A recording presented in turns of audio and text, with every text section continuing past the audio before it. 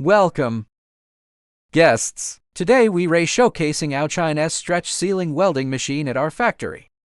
Evenly lay the edges of the stretch sealing that need to be welded onto the welding jig at the bottom. Then use a small push clamp to press the PVC harpoon along the laid out stretch sealing, ensuring that the membrane and the PVC harpoon are evenly bonded. Secondly, cut A-notch at the turning points of the stretch sealing to facilitate welding around the corners.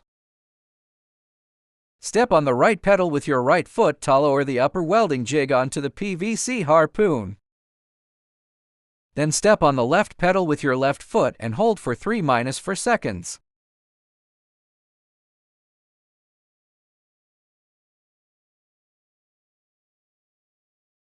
Release the left pedal first, then the right to finish the weld. Reposition the stretch sealing as required. And repeat the above process until all welding is finished. Small tip: place an insulating gasket on the vacant end of the welding jig to prevent sparks caused by direct welding against the metal fixture.